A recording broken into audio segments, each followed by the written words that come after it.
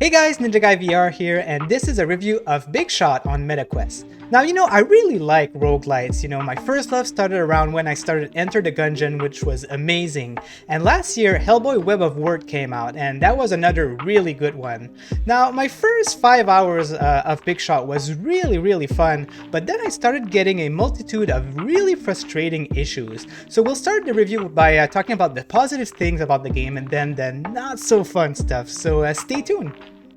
Big Shots came out on April 17, 2024 and is available on Steam, PSVR 2, and MetaQuest 2 Pro and 3 via AppLab.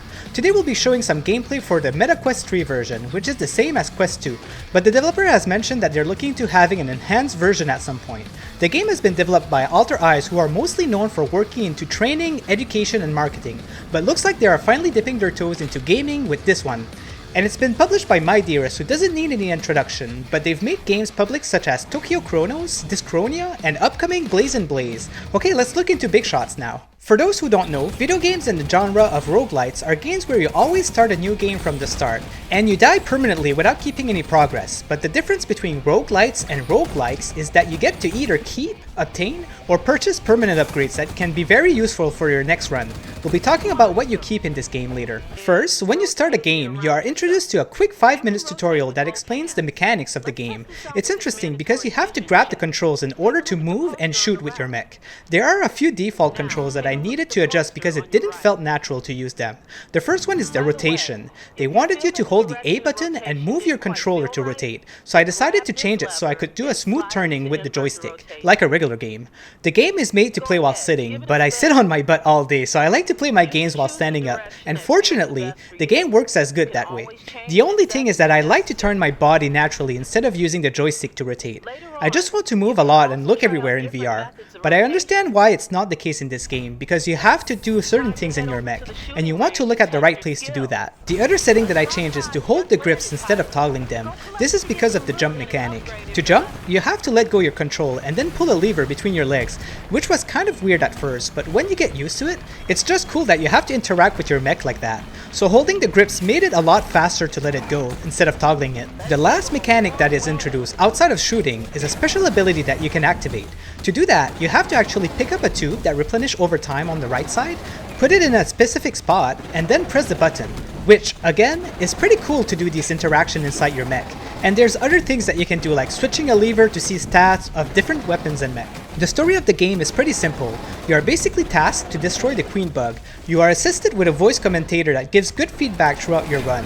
Starting a run really feels like you're just starting a regular day at work. The combination of music, graphics, and presentation gives a similar vibe to Borderlands, which fits the game very well. Listen up, rookie. A lot of alien activity has been reported in these parts. R&D has a running theory that the Bug Queen is somehow tethered to this location. Let's see if we can lure her out. Get ready, rookie. I know it's your first shift, but try to stay calm. Keep in mind that I'm here to help you. So to give a summary of the gameplay, when you start a new game, you are then teleported to the level. You have to complete 3 waves before you reach the boss. Then you are teleported to another world. After the end of every wave, you have 3 options that you can select to upgrade your weapon, which is a pretty important decision to make sure that you're well equipped for the end game. There are 5 bosses in total, with increased difficulty for each one. The nice thing about the game is that there are around 3 variations of level per world, so even though repetitiveness is expected in a roguelite, it helps keeping the game fresh for a longer period of time. Also, the game has 2-player co-op. Not only that, but it's cross-platform across Steam, MetaQuest, and PSVR 2 with voice chat activated. The main difference between playing alone and co-op is that you get a lot more enemies spawning around for each waves, which is pretty impressive. The game runs very smooth on Quest 3 whether you're playing alone or in co-op. Sadly, because VR is still kind of niche, I wasn't able to get matched with randoms, but luckily, there is a co-op section in the developers Discord, and I was able to find some people there.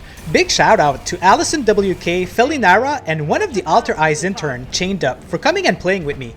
I'd say that the game is as fun playing either co-op or solo. When you end the run, you gain an amount of experience to rank up and unlock more things, and credit that you can spend on unlockables. First are weapons. You get to equip 2 types of weapons on each runs. You have a total of 5 types of weapons, with 2 that needs to be unlocked.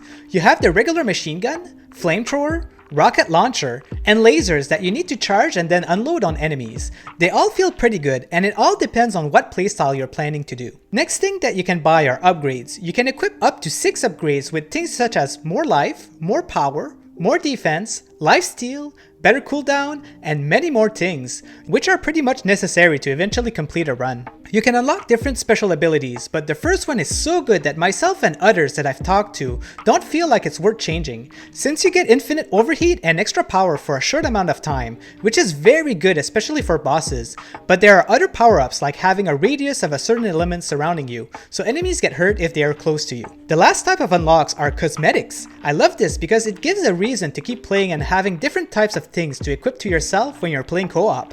And just to let you know, you do get a set of exclusive cosmetics if you end up playing the game in the next few days still. Okay, so I did mention that there are some pretty frustrating bugs in the game. After I've done so much praise, you must be wondering why they are so frustrating to me. Well, let me explain.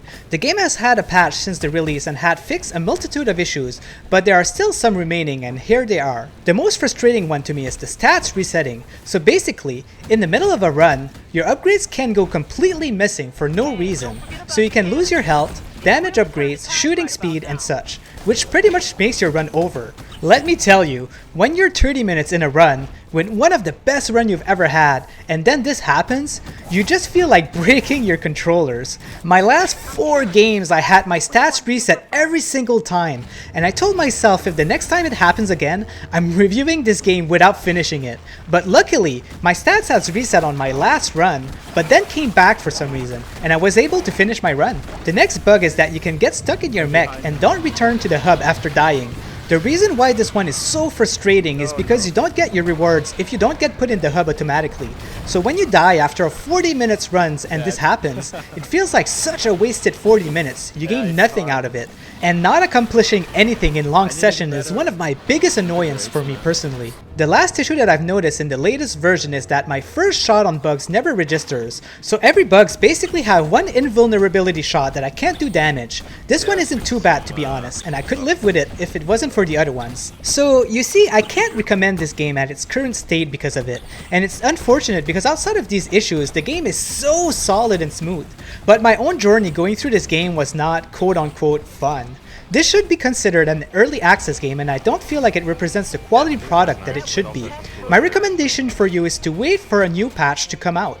The game is currently on version 1.2.0, and the devs are aware of the issues and looking into it. But I've waited enough. The game has been out for more than a week now, and these issues should have been a priority.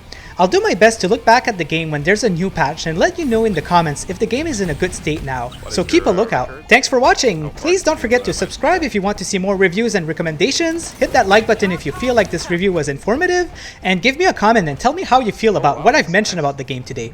Thanks everyone, and have a wonderful day!